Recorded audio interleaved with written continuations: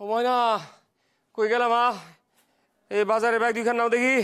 আসছি বাবা। ও কি গরম রে পড়ছে বাবা রে বাবা রে বাবা, ছাতি ফাইটা যায় এমন গরম। এই বৈশাখের প্রথমে এমন গরম, পরে কি হবে কে জানে। ধরো ধরো মা ধরো।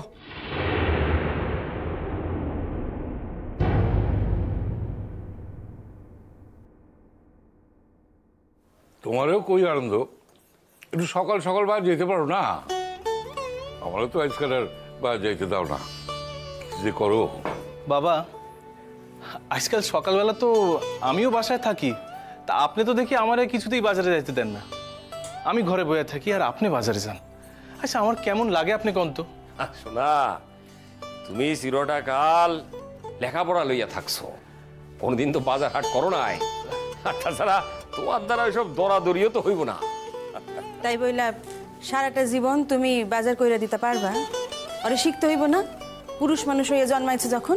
ছোট শিখনের লিগে অনেক কিছু পড়ে আছে। এই বাজার হাট না শিখলে জীবনটা একেবারে বৃথা হইয়া যাইব না। ও ময়না,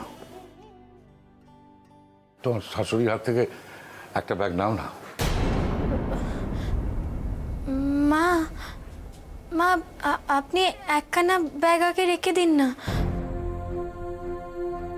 পরে না হয় আরেকখানা ব্যাগ।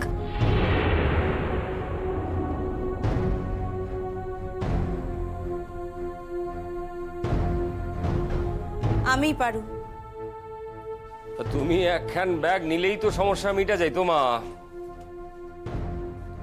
ও ব্যাগ তো ধরবো না বাবা, আপনি তো মাছ আনছেন। কেন মাছ আনছে তো কি হয়েছে? জ্যাঠামশাই, ও তো আজকাল আঁশ নিরামিষ মাইনা চলে না। তুমি একজন সধবা মানুষ, এই সকল কথা তোমার শোনাও পাপ। অথচ তুমি সেই কামখান করতেছ। স্বামী থাকতেও সকাল বিকাল একবেলা সিদ্ধ ভাত খাও।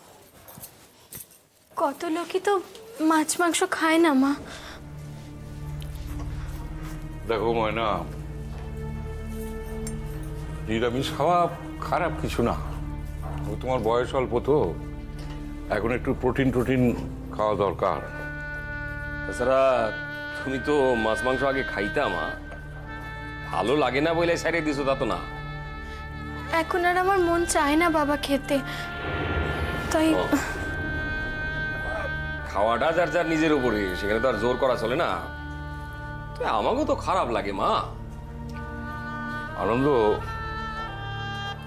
মাছ মাংস তো মেলা দিন খাইছি, বাকি কয়টা দিন না খাইলে অসুবিধাটা কি? ঠিক কথা কইছেন দাদা। বাসায় একজন যদি না খায় তাহলে আমরা খাই কি করে কন দিই? না না, এ তো ভারী অন্যায় পিসে মশাই।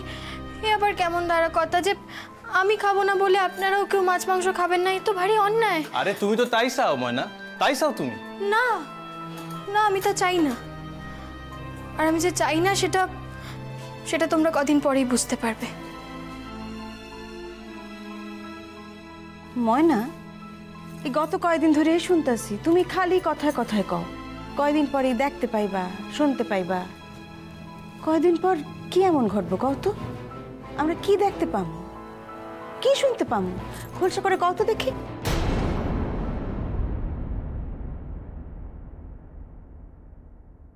আসতে পারি?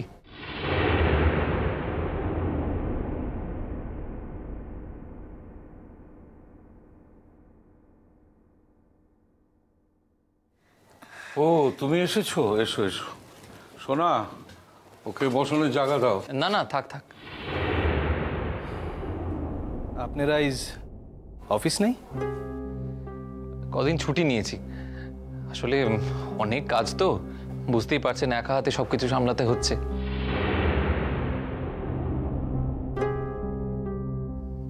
শুনেছেন তো বৌদির মুখে? শুনছি। কি কত? হ্যাঁ, সে কথা বলতেই এসছি।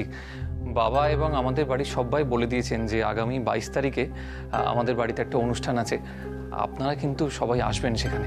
বাবা আসতেন নিজে, কিন্তু কি এর অনুষ্ঠান বাবা? ওনারা মানে উনি ওনার বিয়ার আর একখান রিসেপশনের ব্যবস্থা করছেন। ও তা হঠাৎ? না, হয়েছে কি আসলে বিয়ের সময় তো সবাইকে সেইভাবে বলা হয়নি। আর তাছাড়া নানা রকম ঝামেলা ঝঞ্ঝাটের ভেতরে মানে অনেকে আবার ঠিকঠাক করে খাওয়া দাওয়াও করতে পারেননি। তাই এই যেমন ধরুন দেখুন না, আপনারা আমাদের এত কাছের লোক, অথচ আপনাদের সবাইকে তো সেভাবে বলাও হয়নি। মানে তখন তো পরিচয়টাও জানতাম না। না ও, তা আমাদের যাওয়া হয়নি বলে আবার রিসেপশনের আয়োজন করছো? না না পিসেমশাই, শুধু আমরা নয় কো, এরকম বোধহয় আরো অনেক লোকজন আছেন।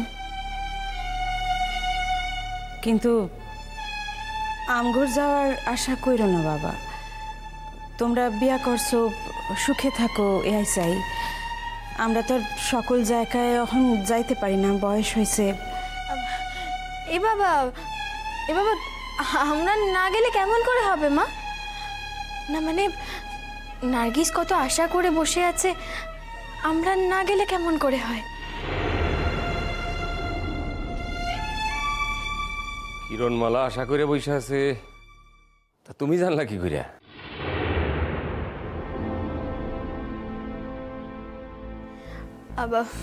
বারে আমি তো ওই মাঝে সাঝে নার্গিসদের বাড়িতে যাই না, ওই নার্গিসই বলছিল। সে যে সুখী হয়েছে সে তো আমরা দেখতেই পাচ্ছি, কিন্তু তার সুখ দেখবার জন্য আবার একটা রিসেপশন আয়োজন করার কোনো প্রয়োজন আছে কি? এবার তাহলে আমি একটা কথা বলি।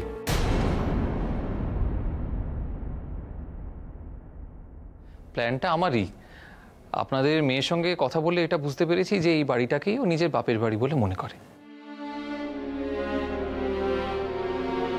আপনারাই ওর বাপ মা, ভাই বোন। তাই আমার বাড়ির লোকেরাও চান যে আমাদের আপনাদের মধ্যে একটা যাতায়াত থাকুক। তাদের বাড়ির বউয়ের বাপের বাড়ির মানুষজন একই শহরে আছে, এখানেই আছে, অথচ কোনো যাতায়াত নেই। এটা কিরকম কথা? তাই আমি আপনাদের সবাইকে নিয়ে, বুঝতেই তো পারছেন, এই শহরে আমার শ্বশুর বাড়ি, এটা জেনে তো আমার কম আনন্দ হচ্ছে না। বুঝছি। আপনারা সবাই আসবেন তো, বলুন না। বাড়ি বয়ে যখন নিমন্ত্রণ করতে এসেছো তখন সবাই না পারি কেউ না কেউ তো যাবেই। অনেক আশা করে এসেছি কিন্তু আমি আপনাদের কাছে, দয়া করে আসবেন। আপনি কিচ্ছুটি চিন্তা করবেন না সৌম্যবাবু, আমি আপনাকে কথা দিচ্ছি, আমি এই বাড়ির সকলকে ধরে নিয়ে যাব। আর আমরা না গেলে তো অনুষ্ঠানটাই সার্থক হবে না কো। ব্যাস, বৌদি যখন কথা দিয়ে দিয়েছেন আমার আর কোনো চিন্তা নেই, হয়ে গেল। বৌমা, হ্যাঁ দাদা। বাড়িতে জামাই আসছে, ভুলে গেলে নাকি? কদমটা নাই, কদমের নাতনির জামাই। আমরা তো আমাদের কর্তব্য ভুলতে পারি না। হ্যাঁ দাদা, আমি অহনি আইতাছি। আমার এখানে একটা কথা আছে। জামাই, এইখানে তোমার কোনো কথা খাটবো না, তুমি চুপ করে থাকো। অবশ্যই খাটবে, কথাটা বললেই বুঝতে পারবেন। কি কথা বলো? আমাকে জামাই নয়, বাড়ির আরেকটা ছেলে কি ভাবা যায় না?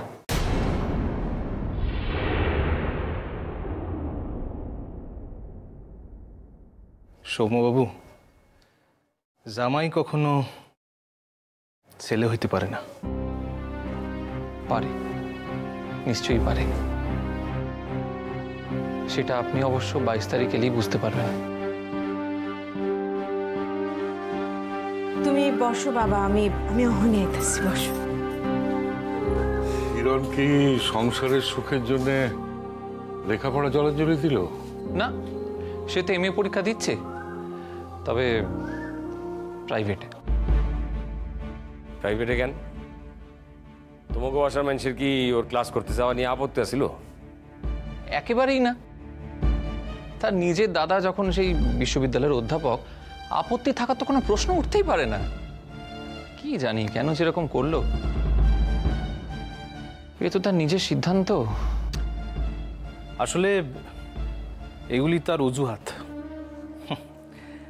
মানুষ যখন নিজের পড়ালেখা সাইরা অন্যদিকে অধিক অধিক মন দেয়, তখন সেই ধরনের কাম করে। ঠিক বলেছেন সূর্যবাবু, একদম ঠিক বলেছেন। আসছেন তো 22 তারিখে, খুব করে বকে দেবেন। আরে আপনি হলেন বড় ভাই, আপনি বকবেন না তো কে বকবে?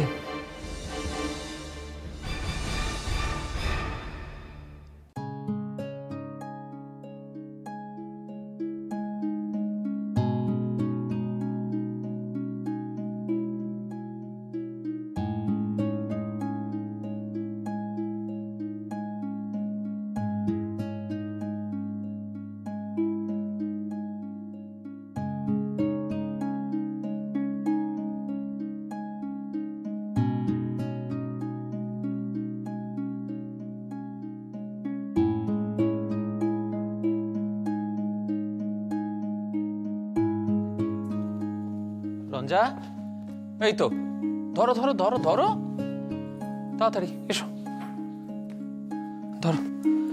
আরে তুমি কি করছো? ওই একটু হ্যাঁ? ও বাবা, একটু বই খাতা খোলা আছে দেখছি সামনে, পড়াশোনা করছো? হ্যাঁ, আসলে কাল এখন পরীক্ষা আছে। সে কি কথা, যারা প্রাইভেটে পরীক্ষা দেয় তাদের আবার রেগুলারদের মতন বছর ধরে পরীক্ষা দিতে হয় নাকি? না মানে আমি ওই কাল রেগুলারদের লাগে স্পেশাল পারমিশন লইয়া পরীক্ষা দিতে বসুম। আমি তাহলে বুঝুম যে আমার প্রিপারেশন কেমন হয়েছে। কাল পরীক্ষা? হ্যাঁ, কি জানি, সূর্যবাবু তো কিছু বললেন না। উনি জানেন না? জানি না। কার কাছ থেকে পারমিশন নিলে? হ্যাঁ, ওই হেড অফ দ্য ডিপার্টমেন্টের কাছ থেকে। ও, আজকে তো গিয়েছিলাম ও বাড়ি নেমন্তন্ন করতে। 22 তারিখ তো এসেই গেল, মাঝখানে আর দুটো মোটে দিন।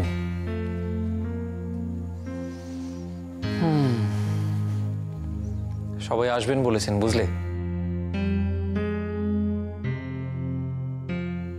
কিছু বলছো না যে?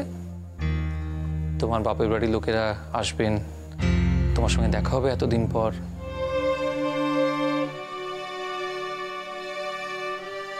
অবশ্য এতদিন পর বলি কি করে বলো,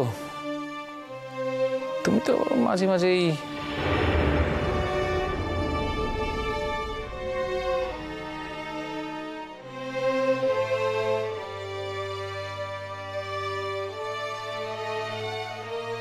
কাল তো তাহলে তোমার বেরোনো আছে রঞ্জা?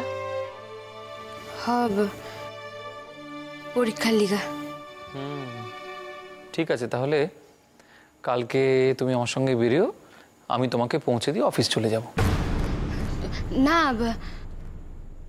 না মানে? কেন না কেন? না মানে পরীক্ষা তো অনেক পরে, তাই অত আগে যাবো না। কাল তো আমি একখান চাকরির ইন্টারভিউ দিতে যাইতেছি। আপনি কইছিলেন 22 তারিখের পর আমি যে কোনো জায়গায় যাইতে পারি, তাই।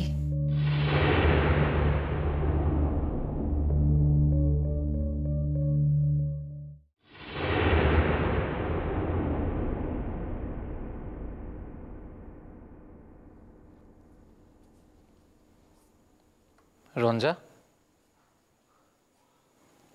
রঞ্জা, কি ভাবছো? কই না, কিছু না। তাও ভালো। আচ্ছা, এইগুলো যে তখন থেকে হাতে ধরে দাঁড়িয়ে আছো, একবারও তো জিজ্ঞেসও করলো না যেগুলো কি কি জিনিস, কার জন্য? কি এগুলি? এগুলো এগুলো তোমার জন্য। আমার লিগা?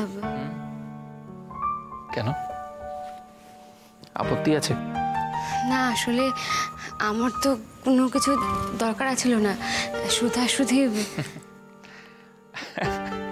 তোমার তো কোনো কিছুর দরকার নেই,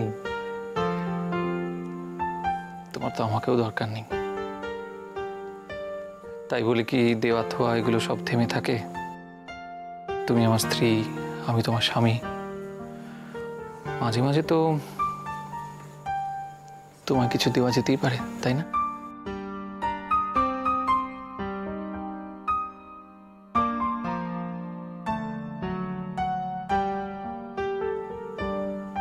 ভুল বললাম?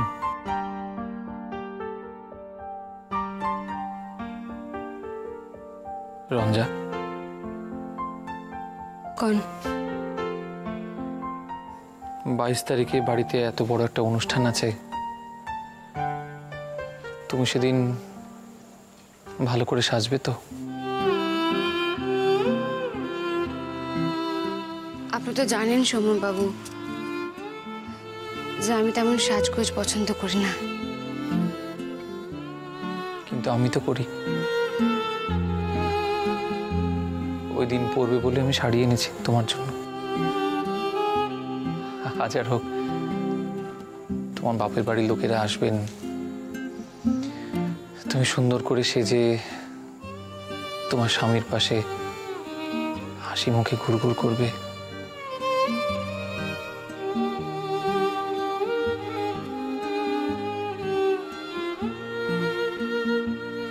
কি হলো, কিছু বলবে না? না, আর কি কম? তোমার কিচ্ছু বলার নেই? কর্তা ওই দিন আসবেন কয়েছেন? কে কর্তা? ও হ্যাঁ হ্যাঁ, সূর্যবাবুর জ্যাঠামশাইকে তুমি কর্তা বলো না? হ্যাঁ, আসবেন তো নিশ্চয়ই। বাড়ি বই আমি নেমন্তন্ন করলাম, সবাই না এলেও কেউ কেউ তো আসবেন। ময়না দেবী তো বলেছেন যে বাড়ির সকলকে জোর করে নিয়ে আসবেন। এসবের যে কি দরকার আছিল? বাড়ি আমার বুঝি কোনো শখ টক নেই? তা থাকবো না কেন? হ্যাঁ, শখ আছে বলেই তো 22 তারিখের ওজন খান করছেন। তাই তো।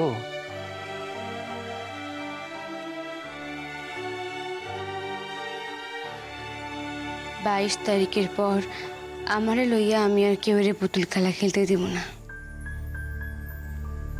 চাকরি খান যদি হইয়া যায় তাহলে, কিন্তু যদি না হয় তাইলে হইবই। কি এমন কঠিন প্রশ্ন করব তারা যে আমি পারুম না?